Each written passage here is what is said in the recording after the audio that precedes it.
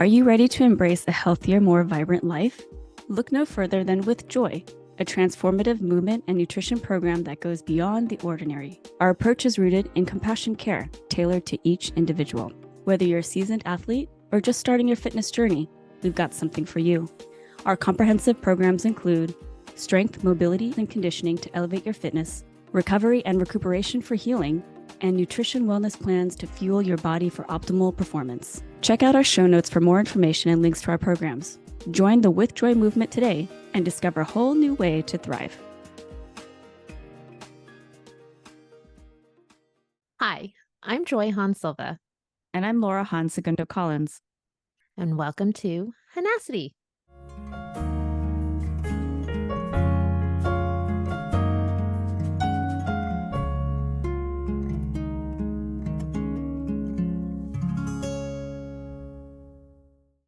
Good morning. Good morning. Not quite all there right now. Not It's firing okay. out all the pistons. All good. Pistons not all early. firing. Yeah. It's a little early in the morning. Yeah. How are you doing? I'm doing good. In the middle of the summer, sunshine and doing all those things, trying to enjoy beach, but also have balance and getting season 2 ready to send out to the world so that you guys all can listen to what we've been working on. So yeah. How are you? I'm good. It's like sweltering here in the summer. It's like a very oppressive heat, but I feel like there's heat everywhere right now. Wild. Yeah. Summer is not my favorite time. I know for a lot of people, there's no school and that stuff I'm happy with, but I don't like being hot. I don't like being sweaty, and I would definitely prefer a colder place. My cat's doing crazy stuff next to me. Always. She's just always around. So Joy, we have our amazing guest today, Sabrina Mar. Can you kick us off with reading her bio? Yeah, I can, because it's really impressive. So impressive. We're just saying. Yeah. All right, and then read this. Sabrina Mar enjoyed many successful years as a competitive gymnast as a member of the U.S. national team from 1982 to 1988. She won the all-around title in 1985 championships, which makes her, she did not tell us this, the very first Asian American national champion. Sabrina was a 2-time world championship team member, 1985 and 87, and the 1987 Pan American all-around champion.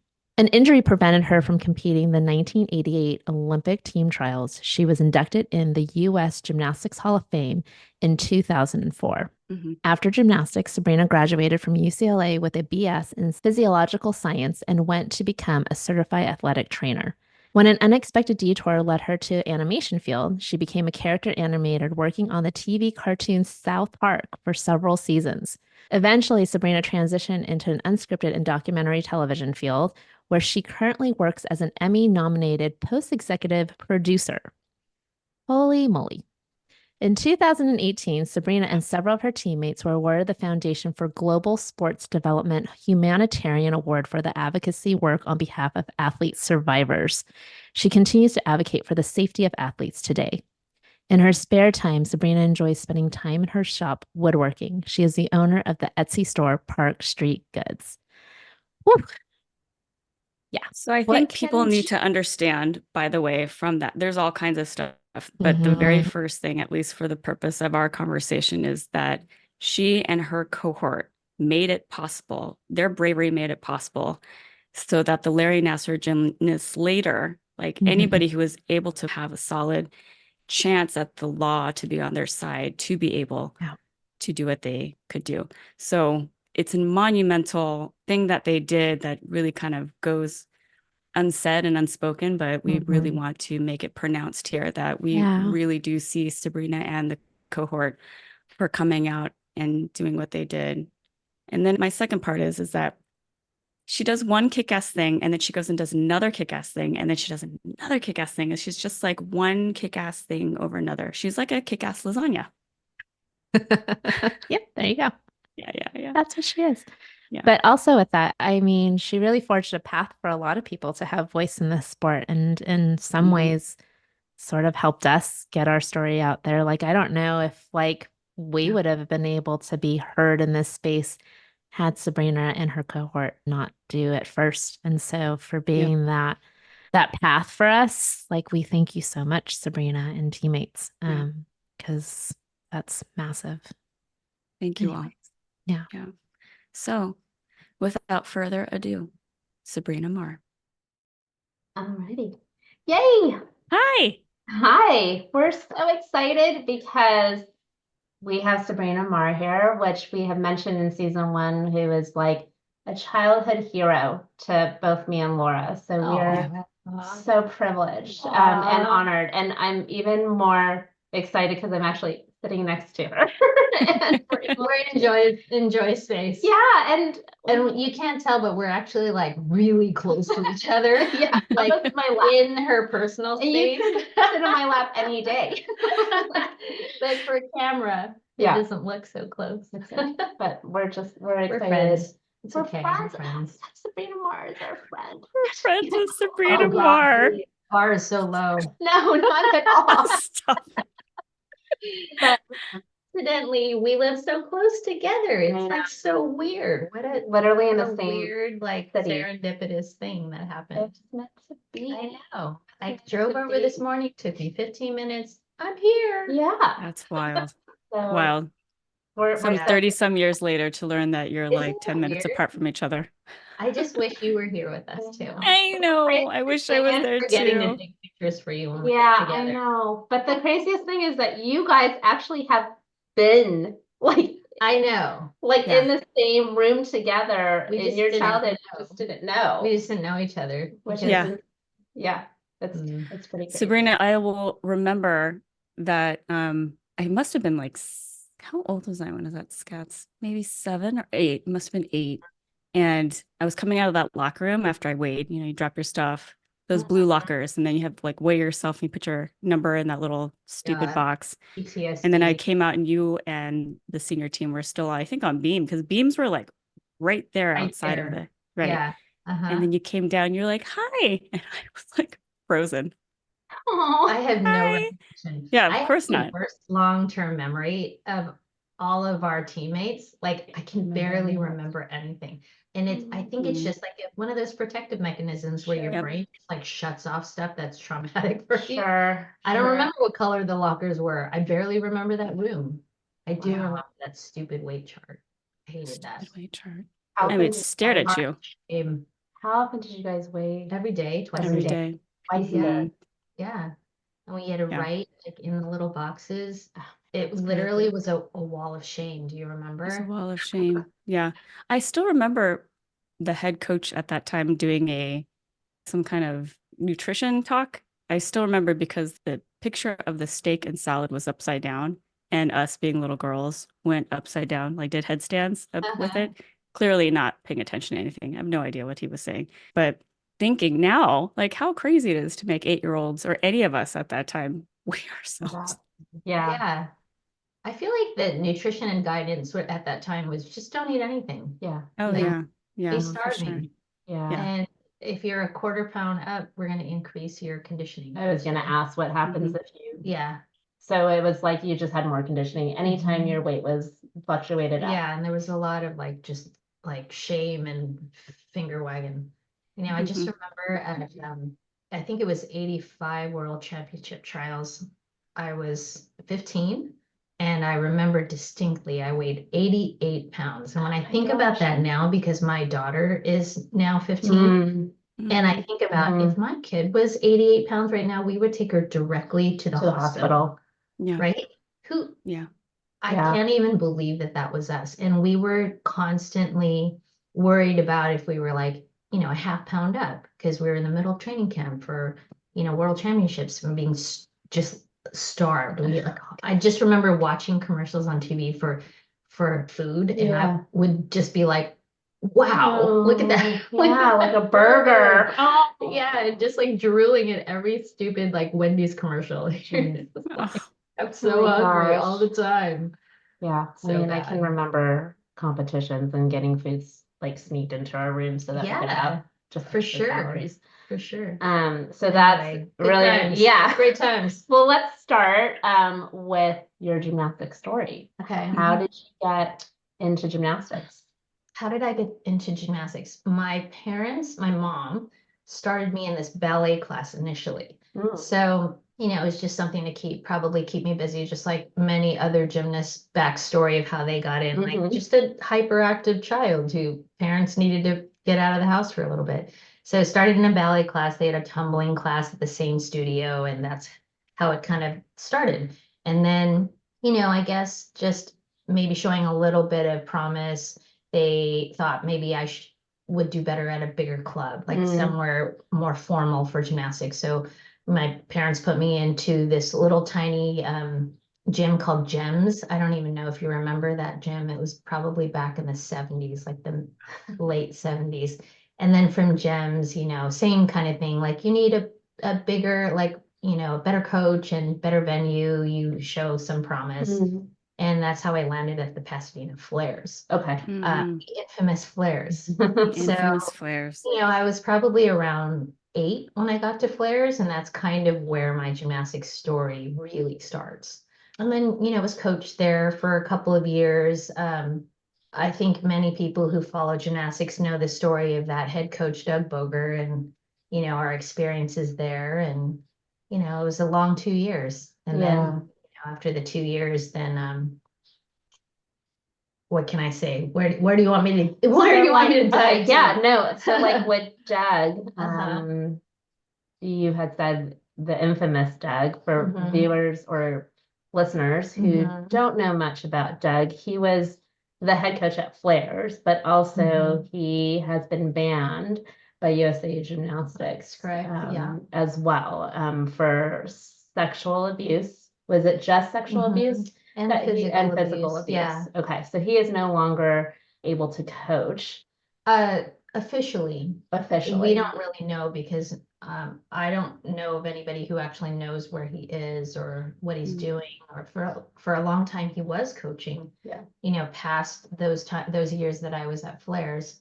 But during those 2 years, me and my teammates were physically abused, and other people, you know, different types of abuse. But it was pretty much common knowledge that, you know, he was pretty tough, you know, physically abusive coach. But at age 8, you don't really know that that's normal, right? Yeah. So I'm sure you have experienced this in the past. When you're little, when you're a young child, you don't know that that's out of the norm. You just accept it as something you need to do to advance in your sport, to be the Olympian that you know, want to be. Yeah. So, yeah. So like when you walked into Flares, you obviously had potential and talent, and then you kind of go up the ranks, you're working with Doug. In that moment, did you feel like for me and Laura, when we left home and we went into that environment where it's fear-based coaching and it's abusive training and toxicity, it was sort of normalized that that's what you need to go through in order to be the best. And so was it very normalized at Flares? Totally normalized. There wasn't parents talking about like what's going on, because I do remember at Flares, it's like an upper level. Parents can look down. Yeah. They can hear things and they can see things. Well, I don't remember parents being allowed to be there during our practices. Yeah, and at age 8, like your parents would drop you off and they would come back a few hours later to pick you up, and I don't remember them staying. I don't know if they weren't allowed to stay. I feel like they weren't allowed to stay. So that like you probably had really long workouts. Yeah, so not they many were parents like are 3 staying. hours long or 2.5 hours long. And you know, when you're that young, I mean, age 8 is 3rd grade. I mean, who does that? Right now that we all have kids ourselves, we're like, what's the thinking back then? Like when you're in 3rd grade, you're going to go to, you know, work out for 3 hours 3 times a week. That's bizarre and crazy, right? Yeah. And it wasn't the kind of workout that was like fun and like happy times. It was intensive. And Doug was abusive, and we didn't know, like, you know, if you messed up or you screwed up one of your you know, part of your routine, he would sometimes come and yank you off the beam and, you know, beams are tall when you're little, and he would grab your arm and like drag you down like a rag doll, and you would hit everything on the way down, right? And that was kind of standard as coaching, right? Like coaching. Is that your cat? It's my cat, man. She's left me alone all morning. I've had clients all morning Great and totally timing. fine. And she's been sleeping in the back. And of course, very important situation now. She finds it really important to be part of this conversation. He's really a mood killer. Yeah, come on, B. Yeah. Yeah. Anyway. Anyways, speaking only for myself, since Yeah. I don't have teammates here to speak for themselves, a lot of my coaching was, I would call it abusive, definitely. Like he would come and drag you off the beam. He would throw you against the wall. He would slap you so hard that there were handprints like on your legs, and he would grab your arm and there'd be fingerprints on your arm. And that just was kind of standard. Like we all performed out in fear, right? Like that. It was so fearful all the time. But, when people are predators like that or abusers, they know what they're doing. They know that they have to sort of intertwine the fun parts too to keep you like engaged, right? So they're master groomers. And they know that, because Deb was a very fun person. And he was very childlike, and he was also an old gymnast who could tumble also. So, he made it fun in the gym. It wasn't always abusive, but a lot of times it was. But, he could be a very fun person and, just great to be around. So it's like a classic like predator story. Like you are a child, so you want to please this person, and there's a power dynamic, and at the same time in the background you want to be a really great gymnast someday, and they feed you the whole, you can be an Olympian, you're so talented, and you just like get wrapped up in that. And I think for the most part the parents do too, so they don't want to believe things when they hear their kids say, hey, he grabbed me so hard, my arm hurts and it's purple now. Like, not that we ever said that directly to our parents, because we didn't know that that was unusual. But I think maybe parents turned a blind eye to that at the time because they were hoping their kids would succeed in gymnastics. And it was such a weird, different culture back then. I mean, I have a question, because it's very obvious, like we're all Asian American, right? And for me and Laura, our parents, I mean, we were away, so our parents didn't see very much, but I like often think about like, if our parents were there, they're also culturally not trained to speak up. That's the thing that nobody talks about, is the model minority myth with Asians. Like, there is no complaining, right? Like, you were punished if you complained about anything. Well, also somebody in authority. It's like you listen to your coach. You're raised with a certain amount of respect for elders and people in those positions, like your teacher and your doctor and your coaches, right? And also our parents were culturally very quiet as well. Like they didn't want to rock the boat. They sure didn't want to like bring any attention to us. And you have to remember, these people were immigrants, right? And they were immigrants living through a period of war and internment camps. Like ingrained in their brains are like, please don't rock the boat. Please don't call any attention to us. We're just going to go about our merry way and pretend this never happened. Right. So it's all sort of a cultural, it's just so much of an avalanche of ineptitude that allowed Doug to be abusive. Right. So it's very hard to, I mean, it's taken me how many years to sort of unpack all this stuff. Like I didn't understand any of this until I was probably in my 30s. And I didn't even know I was abused. And we've had conversations about this previously. Like, this is very common with survivors, is they don't even realize that they're abused until they're full-grown adults, way into adulthood. And I have a feeling it happens when they themselves have children, right? Which happened to me. Right? I had children and I went, holy crap, like what the heck? And my parents were already gone by then, so it wasn't like I could ask them like, what were you thinking? And why would you let this happen? But there is a certain perspective that changes when you have your own children. Mhm. And I think that was the turning point for me where I went like, what happened here? Mhm. I was abused and other people are being abused. Like it all sort of came to a head when we realized that Doug had never been punished or even banned at the time. That's when we kind of came forward to USA Gymnastics and said, hey, we were abused and it turns out he's still coaching in a different state. How can that be? Right. So that kind of was the beginning of Yeah. this whole thing, Which this we'll- whole okay. journey. We'll definitely get into Yeah, that for let's, sure. That's I later. definitely Yeah. want to hear more about that. Wow. Can you walk us through? I mean, my head, I have so many questions for you right now. So many. One of which is just thinking about your parents. Like, what is their immigration story that got them to Southern Yeah. California, and how did that story impact you? I mean, we talked a little bit about it, but how did that inform and sort of influence that susceptibility for you with 70s, 80s gymnastics at that time? So my parents are both Chinese, 100% Chinese, and they immigrated here when they were in their early teens. So like my mom was probably about 11, my dad was around 13, and they came over here. My dad was actually a paper son.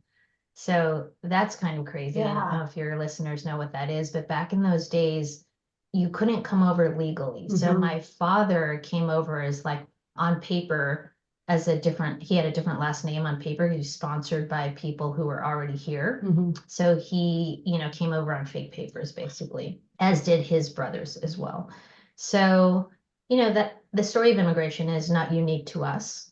But growing up as a child of immigrants, there is a completely different perspective, I think, than people who are born of US parents.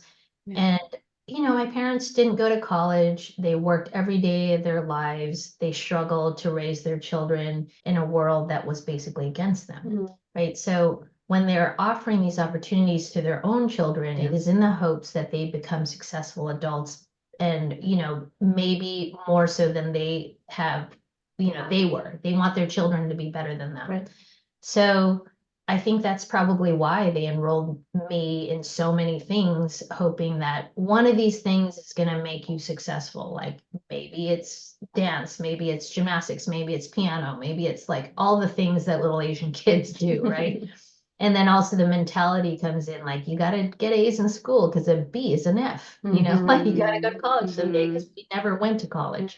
So it's ingrained in your brain from birth, basically, that you need to be successful because we sacrifice so much for our family to be here. And it's also like, I don't know how you guys feel. It's not just be successful, it's exceptionally Yeah, it's like successful. Like you have to be at the top. At the top. And anything below, it's that mentality of like you have to get straight A's because a B is failure. There's nothing else besides A, right? Right. So I think with that in your brain, going into a sport like gymnastics means, oh, well, then I have to be the best, right? I have to go to the Olympics. I have to prove to my parents and myself and everybody around that I'm the best one, right? And when you're an Asian American, being a person of color, the deck is already stacked against you, so you were always taught, well, I have to try 120% because I have to get over the handicap of being a person of color. Well, You're starting behind the starting line. Looking for something special to give your best friend, coworker, or hard to buy for mom? Discover Park Street Goods on Etsy. Our one-of-a-kind modern wood pieces are crafted slowly and lovingly, one at a time. Find a unique handcrafted piece of functional art to add to your home. Come visit Park Street Goods today because handmade is happy. I mean, for us, we had you. I also had Laura. So that was like kind of a cool thing for me is that I always had somebody that looked like me that I could look up to. She had you. Who was like I had Gigi Sosa. Do you remember Gigi Sosa? I remember the name. Yeah, she was a scat too. And she was Filipino American. Yes. Now I remember. Yeah, she was wonderful. And I also had Do Yamashiro, who was half Asian, and she was my teammate, and I loved her. She was my best friend. Yeah. I just adored her. She was always, even though we always competed next side by side with each other, she was always an inspiration for me.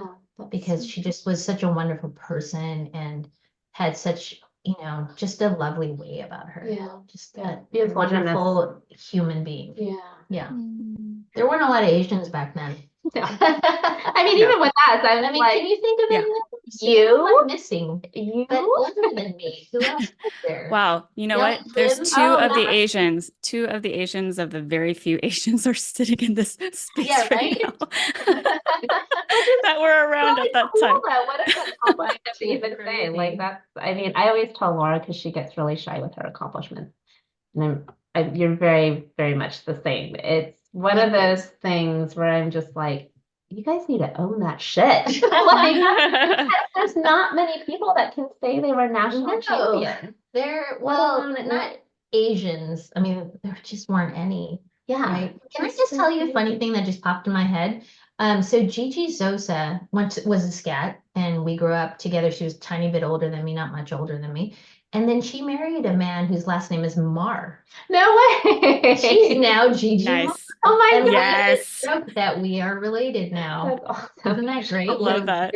Really cool. Like, I mean, weird coincidence. Right? Yeah. So I have I love to it. ask you, so you go from flares and then you enter to scats. What was so what was like the out reason of the for that? frying pan and into the fire. What was the reason for the transition to scat? So as I mentioned, Oh, and can you walk us through, like, where are you as far as classes? Like, what is that? So at Flares, when I was, you know, I was about age 8 to 8-10 when I was at Flares for about 2 years, and I started as a class 3. Back then it was classes, not levels. So I went class 3, I don't even remember class 2. I went 3 and 1. Like you, Laura. Oh my God, me too. Yeah. My memory is so bad. I don't even think I was a class 2. And I went to class 1, and then, you know, when the abuse with Doug got too much for us to handle, like us meaning like me and my teammates, there was a bit of a mass exodus from Flares to Scats. So at the time, I believe some of the parents were trying to hold Doug accountable, and that was when my parents were like, we're out now. So we moved over to Scats because Scats at the time this was like early 80s, was the premier club in Southern California. They were training, Olympians basically. So this was around, and the head coach was also the Olympic the head coach was the too. Olympic coach. At that time, it was like it was the Julianne McNamara era and Tracy Talavera and Michelle Dussert. It was that era. And those people were all training at Scats. So that's where my parents took me. What was the commute for you at that point? Oh, it was bad because I grew up on the east side in Monterey Park. And so I didn't drive at that time. My mom was a stay-at-home mom. So she would drive me probably an hour each way. And we had, even in the beginning, we had 2-a-day workouts. Oh my gosh. I can't remember if it was right at the beginning, but very quickly into it, we would train before school and then go to school and then after school train. So I do remember that in high school for sure, because I had to get up at 5 o'clock in the morning, get in the car, get to the gym by 6 a.m.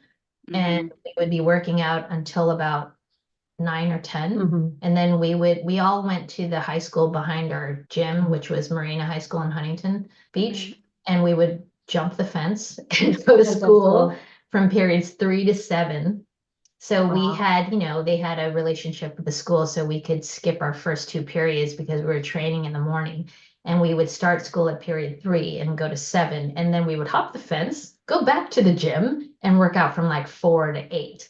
So, when you're 14 or 13, you're full-time job. You're working out 6 to 8 hours a day. And then on the weekends, we worked out 1 day on the weekend, which was like a long 5 or 6 hour workout. So that's a lot of training, right? That's a full-time job plus. Yeah, we calculated it was like 46 hours, I think, for most of us back in those days. Think about that now. That's like more than people's full-time work. And you're also balancing school, studying. Yeah. You don't have any social life at that point, right? You're No, just the like, gym is your social you're in life. robot mode. You're Yeah. just doing gymnastics in school and gymnastics in school. And you sort of lose sight of what the end point is. Like you always kind of know the end point is maybe the Olympics, but nobody ever thinks past that. Mhm. Isn't that weird? Mhm. Like Yeah. I thought about that for many Mhm. years now. Like in that period where I was training like massively, the goal was the Olympics. And you didn't even think about what life would be like after the goal. Mhm. Or heaven forbid if you didn't make the goal, what would you do? What was your Mhm. plan B? We Nobody didn't have plan transitions B, you. right? Nobody teaches you Nope. what to do the day after you After. retire, Yeah. which is the biggest tragedy in the world, Right. like that I've learned firsthand. Right. Like I didn't know what the hell to do Yeah. afterwards with my life. Yeah. Especially So- when you're coached your entire life. Yeah, then and no you're longer told where to coached. be, you're driven to where you need to go. Everything is taken care of you, and then all of a sudden, like you're done, and Mhm. you feel like you're drowning. You feel like you're Yeah. flailing. Like, what do I do now? Like, I don't even know how to be a normal civilian. Yeah. Right? I don't know. So Hard time. we'll get back to that too. Yeah. So many things. Sorry. So many things. No, this is so good. I mean, it resonates so much. It's very healing and validating for, I Yeah. think, for everybody who's listening, I who hope so. understands this time, Yeah. Okay. So class 3, you skip class 1. There's the grand exodus. You head to SCATS. Uh-huh. What was it like when you first got to SCATS for you? Humbling, I think, because that was the home of the Olympians, and you're reminded of it when you walk through the entrance. There's pictures on the walls of every Olympian that came before, right? So it is very intimidating and it's very scary, and it's the home of the Olympic coach, who at the time was Don Peters, and yeah, it's really scary. So you feel like a very small fish in a very big pond. And then, so what was at that point, how did you go from that to friggin' first Asian American female gymnast as a national champion? I mean, your career absolutely skyrocketed. I mean, I Yeah. don't know if I ever even thought about that at that time. Like, I don't know if you remember, but it's just kind of a one day at a time kind of situation where you're in the middle of training. You don't think of yourself as being the only Asian American to like make the national championship team or make the national team. Like, you don't think about that stuff because one, you're little, like you're a child, right? And you just want to get through the day without getting hurt and getting too stressed out or being too scared of your coaches. So I don't know. I kind of felt like during that time at SCATS, the goal was to get to the Olympics because at this time, everybody's telling you you have the potential and you believe it, right? Like whether or not, I mean, I believed it. I believed that I had a shot. I believed that I was like at least in the realm of like being able to go to the Olympics. Maybe I was and maybe I wasn't, but I believed it at the time, right? So your whole life is so centered around that one thing that you almost have like blinders on. You can't even like comprehend anything else outside of that little circle of like focus, right? Like I didn't think anything about social activities at school. I had friends, but I didn't get to spend a lot of time outside of the gym, so I didn't really hang out with a lot of school friends. In fact, yesterday I had lunch with a high school friend that we've kept in touch with for, so many decades now. And she was telling me like, don't you remember we used to drive down to like Tijuana and go to highlight games and like get drunk and I'm like, I don't remember any of that. I didn't do it. What are you talking about? She's like, don't you remember in high school we would like drink? And I'm not going to name her name because I don't want to out her. But I was like, I didn't do any of that, lady. Don't you remember? I was kind of busy. Like, I was working 40 hours a week. I went from school to, gym to school to gym again for 5 or 6 days a week for many, many years. I didn't know anything else. Like, I wish that I had gone to that highlight game in Tijuana with you, but I do not remember any of that. I don't think that I did any of that. I didn't even touch a drop of alcohol until I was in college. That's the wild thing. I didn't date. I didn't really like know how to date. That's a whole different conversation. Part 2 for Sabrina. Part 2. Oh my God. I forgot something. Can we pause for a second? Weird. Hi. Dang it, I totally can't find it. I found a USGF old magazine. I can't Sabrina find won it that though. meet, Huh? Hmm?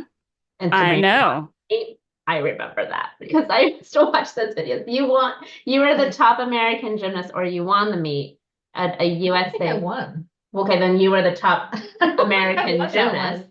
I think that you probably were the top American gymnast at that competition. Your guess I is do as good as remember. mine. I don't Because remember. they interviewed you, I totally remember this, and you definitely placed the highest. What did I say? I think it was like in hopes of the Olympics and, Of you know, course. all the, how do you feel? I think it was a year before the Olympics, and you were like, I'm excited for, the I look Indian at those Olympics and the old training. interviews and I just cringe. It's probably so manicured and trained. Were you like where you had to say the same thing over and Probably, over I again? don't know, media training from Yeah. USGF. Oh, that's really interesting, actually. Oh, we had a lot of that stuff. So Man, I many thought things. that was going to be a really good thing, but I couldn't. Now I can't find it. Okay, Crap. anyway. So Anyway, continue. let's get back Moving into on. it. Wow. I have a question for you, Sabrina. When did you know, we asked this to each other, when did you know you were good? Mm. I Mhm. never knew I was that good. Hmm. That's the weird thing. Even is with all that- the wins. Yeah. Wow. I don't know if it's a product of being a child of immigrants where you have like perpetual imposter syndrome. Mm. I still have it. I still have it. Like you are always striving to be better, so you never think you're good enough. I don't know that I ever really thought, or if I did think it, I thought it was maybe fleeting or transient. Like at any point I could be terrible, or at any point I could, totally fall. Yeah. I just never felt I never felt super confident ever. Like I Yeah. always felt like I was on a precipice and ready to like just fall. Yeah. No, I see that. It's like really interesting because, obviously this is like serendipitous that this is like right before Paris, right? And we're talking to Sabrina Mar.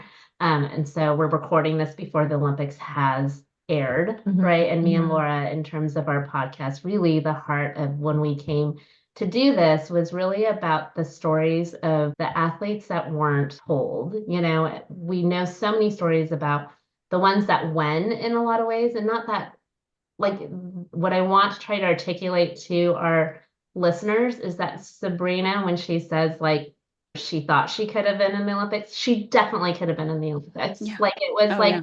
a positive thing where, like, if you asked gymnastics fanatics at that time who would have been on that team, your name would have definitely been on that roster The idiot. because of Mhm. where you were and who you were. And You know what though? I always think about this as, how back then the teams were determined by such fewer factors. Like Yeah. if you didn't place in the top whatever at Olympic trials, you just weren't going, right? It wasn't this process of like a selection committee and a training camp and, other factors involved. Back then it was very straightforward. If you didn't place at Olympic trials, you just didn't go. Yeah. So your career and essentially your chance at the Olympics was riding on this one meet. right. And at that time, I remember thinking, well, if I just have a bad day on that day, I'm kind of done, right? Like, and I think everybody thought that too. It just whoever was lucky enough to have a good meet that day was going to go. So it was more of there was more randomness to it. So I think that sort of made me feel the way I did. Like okay, sure, I was good enough. I was maybe in the top 10 or even the top 6 or the top 3 the year, but on any day, anyone can have a bad day. They can fall off beam, they could fall off any event, and then you're kind of just done, right? And then you fade into oblivion and nobody remembers your name. Right. It's very sad. And that's, I think, like for people who watch the Olympics, they see the 6 up there, right? And they see the team and they don't realize on another day it could have been a completely different team. And that's the really devastating thing about gymnastics is that, it really is about timing. And are you hurt during the year that you're going to qualify for the Olympics? And for me, I had a nagging injury. I had a terrible spinal injury. and I had bad ankles, and I just was kind of a wreck, and I just peaked too early, I think. And, I had all this success leading up to the Olympics, and then the year of the Olympics, I was hurt.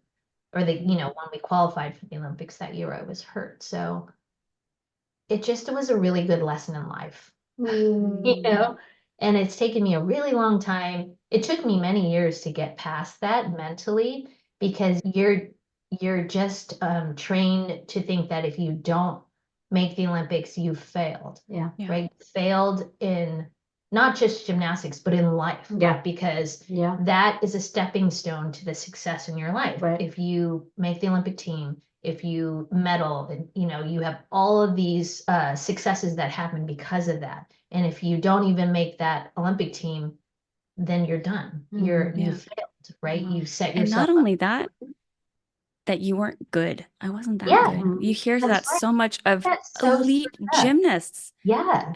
I was talking with an old National teammate the other day. champion. National It's champions. Like, so ridiculous, because your children, it's you crazy. don't know. Like, you're not even an adult at that time, and you're expected to be mentally an adult, but you're not. Yeah. Like, you don't Yeah. have the years Yeah. of wisdom like that we do right now. Right. And if I could go back and give myself a hug at age 17 or 18, I would. Yeah. But nobody in my circle was able to do that for me at that time. Like, nobody helped me really transition into life after post gymnastics. And that, I think, is the hardest thing that people don't understand. Like, there is a life outside of gymnastics, and it's a very wonderful, fruitful life that you should look forward to.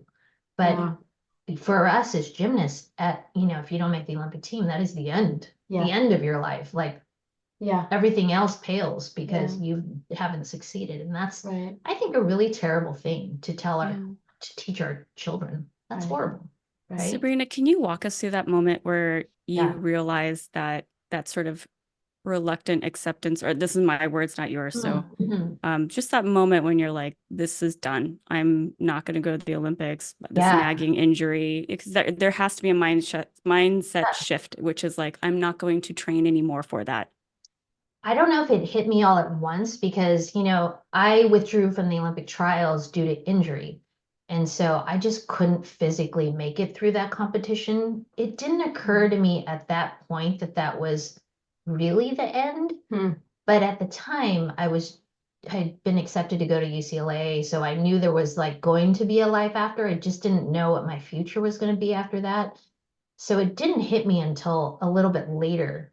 And after, of course, all the disappointment of not making the team and watching your teammates go, that was probably the most horrible, painful part, is watching all these people that you grew up with make the Olympic team and then go and compete. And you're just like, I can't even watch this. It's so painful.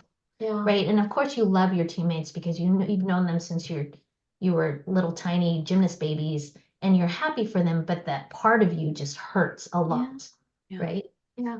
And so I don't really know if it really hit me until I went to college that have to really train anymore, and I could do it for fun, and I could just do it for fitness. And so when I was at UCLA, I didn't go on a scholarship. I went as a student, just a regular student. They had this like recreational class for gymnastics, and I thought, this would be nice. I could just go and like stay fit, poop around, national champion. tumble. I if I was in a recreational class with Sabrina Mar. I'm an idiot. I didn't think about that, right? I show up at this recreational gym. I met my very best friend in life there. Her name is Arlene Gonzalez, my just wonderful gymnast bestie. She lives in Colorado now. And she was like a recreational gymnast who had been a gymnast before. And I just met all these wonderful people there. And it didn't matter that I had this history of gymnastics. We just all had fun in the gym. And that's really what gymnastics should have been like the whole time. But I really just loved being in the gym, just like any other gymnast loves gymnastics, right? Without the pressure of the Olympic team, the world championship team, world championship team, and working out 50 hours a week or whatever. It just was for pure enjoyment. And I just did that for many years just to stay in shape, and became a regular old student at UCLA and had my first sip of alcohol, dated boys. Fun. All the things you should be All the doing in things college. I should have done in high school Right. that I should have learned in high school. And that's the thing you don't learn as a gymnast is that Yeah. you don't learn social intelligence No. until you're out of gymnastics. And Yeah. that is definitely a drawback of sports, right? Yeah. Because you go to college and you start way back behind the social ineptitude line that everybody else is at, right? Because I didn't know anything about dating. I didn't ever have a drink really until I was in college. And I just sort of like went nuts. I went like freedom. bonkers. Yeah, because all of a sudden I could eat whatever I wanted. I Yeah. had a party. I had friends. I just was like, what? Yeah. Well, especially when your life is so regimented. Yeah. It's like so And I'm tailored like, to your I can training. eat that ice cream sundae and nobody's gonna yell at me. Yeah. And Mhm. I did. Like, I remember Yeah. right after Olympic trials, Do Yamshiro and I went to the mall. This was like South Coast Plaza in the 80s. And they Nice. used to have a Godiva store. And we Yes. both ordered this ginormous sundae. We sat down at this table and we looked over our shoulders like this to see if anybody was watching us. Because that's how you feel. You're like, I know Yeah. there's a Somebody. spy here. Somebody's gonna tell on me. And then Mary Wright's gonna come out and like grab me. Mary was our coach back then. And you just had this like innate fear of somebody watching you and telling on you. And then we realized we can eat this whole thing. And And it's okay. And we did. and It was the best Sunday I've ever had in my life. The one right Amazing. after Olympic trials. and you deserve that ice cream sundae. Uh-huh. I You know, did. you Long time Did coming. deserve You it. did. Yeah. Mhm. Yeah. Mhm. Maybe that's why a lot of old gymnasts become like foodies. I hate Yeah. that word. Mm. That we're like way into food Yeah. I mean, because we were Joy so definitely is for for so sure. long. I mean, we've Yeah. talked about this, right? yeah. I'll yeah. drive anywhere good to try- food. Yep. For good food. Yeah. Yeah. Hi, listeners. Thank you so much for tuning in. This is the first part of Sabrina's interview. Please stay tuned next week for the second part. Thanks for tuning in. If you have any questions, please reach out to us on Instagram, Twitter, Facebook, and TikTok. Share and follow us on Amazon, Spotify, and Apple. Help us out and leave a 5-star review. Thanks.